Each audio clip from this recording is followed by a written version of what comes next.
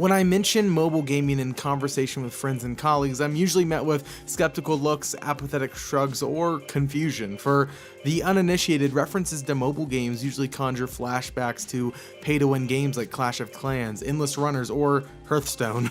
And while that's an accurate reflection of what resides in the App Store, there are so many interesting and thought-provoking experiences that are worthy of people's time. They just need a push in the right direction. So I compiled a list of my favorite mobile games from 2017, and I hope you'll give a few of them a shot. So let's get started.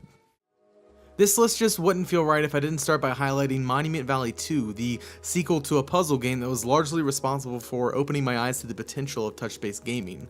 The experience is nothing short of cerebral, weaving ambient sounds, thoughtful color palettes, and alien architecture to create an ethereal play space which attracts attention. Monument Valley 2 is an absolute gem, and its out-of-the-box puzzle design deems it worthy of your time.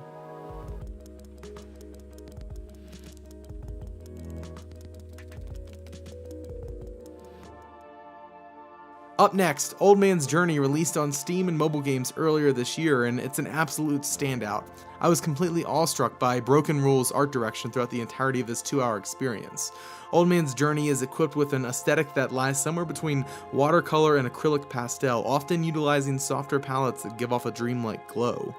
At its core, Old Man's Journey is a relaxing puzzler set in what seems to be a world largely inspired by naval exploration.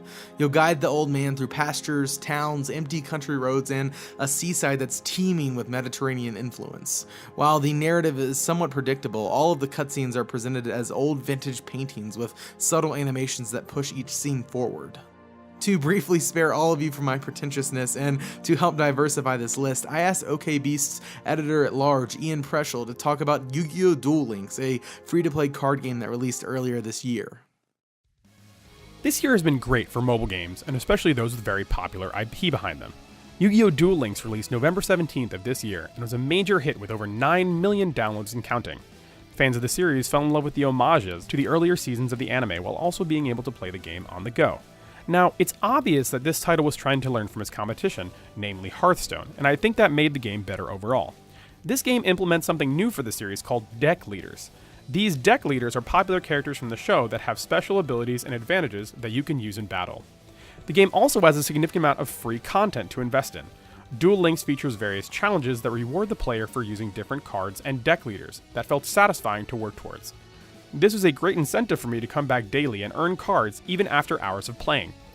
As a fan of online card games and the original anime, this game quickly became one of my favorite mobile game experiences of 2017. While they're two totally different games, Miracle Merchant and Card Thief are two standout titles that released in 2017, and both were developed and released by Tiny Touch Tales, the team that created 2015's Card Crawl. The pair initially pulls inspiration from Solitaire, but subsequently branch off into two completely different directions. Miracle Merchant takes the classic card game formula and brings it inside the walls of a Potion Master storefront, wherein players have to satisfy customers' alchemic orders by mixing and matching cards from 4 different piles. After successfully managing their card counts and winning a game, users are rewarded with new potion recipes that will help bolster their future high scores. Card Thief, on the other hand, sets its gaze on the stealth genre, and I'm of the opinion that it nails the interpretation. Playing as the titular Card Thief, you'll need to manage your stealth points and discover the correct movement path to properly dispose of enemy guards, extinguish torches, and eventually steal the castle's treasure.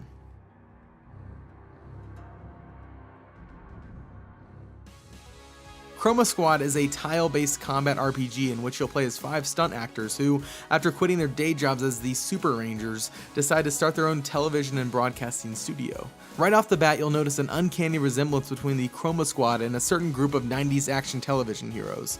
Fortunately, Behold Studios manages to do Saban's Power Rangers justice through fun writing, satisfying combat, and hearty offerings in regards to customization and progression. You'll complete contracts to level up your studio, compete in challenging combat scenarios, and customize a team of Rangers worthy of your studio's name.